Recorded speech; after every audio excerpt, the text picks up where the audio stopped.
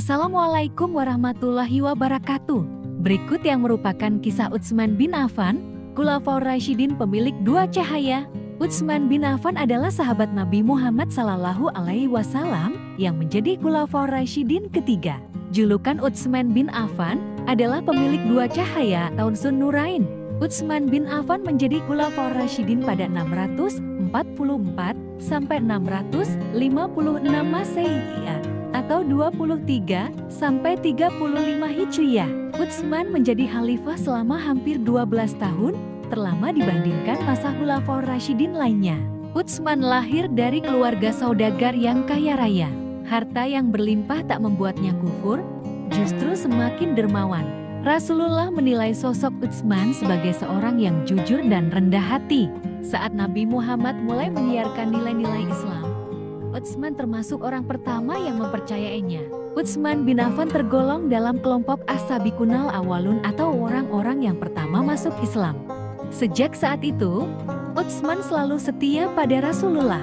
Dia menjadi salah satu sahabat utama Nabi Muhammad. Sang Rasul juga menikahkan Utsman dengan putri keduanya Ruqayyah binti Muhammad. Di masa kenabian, Umar selalu menginfakkan hartanya di jalan Allah. Saat perang Tabuk, Utsman menyumbangkan 1000 dirham atau setara dengan sepertiga kebutuhan perang, 950 ekor unta, dan 10 ekor kuda. Saat hijrah dari Mekah ke Madinah, kaum muslimin kesulitan mendapatkan air bersih. Hanya ada sumur milik orang Yahudi yang airnya dijual dengan harga yang sangat mahal. Utsman pun ingin membeli sumur itu agar bisa memberikan airnya untuk keperluan kaum muslimin. Namun, orang Yahudi itu menolak menjualnya. Utsman pun memutar otak. Dikutip dari kisah-kisah inspiratif sahabat Nabi karya Muhammad Nasrullah, Utsman menawar kepemilikan sumur itu hingga orang Yahudi mau berbagi dengannya. Jadi, sehari sumur itu milik Utsman, keesokannya menjadi milik orang Yahudi, dan begitu seterusnya. Saat sumur itu menjadi milik Utsman, kaum muslimin mengambil air itu secara cuma-cuma. Keesokan harinya, tak ada yang mengambil air pada orang Yahudi. Alhasil, karena merasa rugi dia menjual semua sumurnya kepada Utsman. Setelah itu, Utsman mewakafkan sumur itu untuk kepentingan umat Islam di Madinah.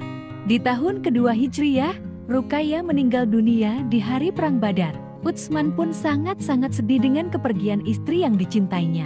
Pada tahun keempat Hijriyah, Rasulullah menikahkan Utsman dengan anak perempuannya yang lain, yakni Ummu Kultsum binti Muhammad. Ummu Kultsum adalah putri ketiga Nabi Muhammad atau adik Ruqayyah.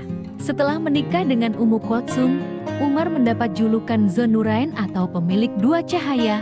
Julukan ini diberikan karena Utsman menikah dengan kedua putri Nabi Muhammad. Setelah Rasulullah meninggal, Utsman meneruskan perjuangan menyebarkan Islam bersama sahabat Nabi yang lain.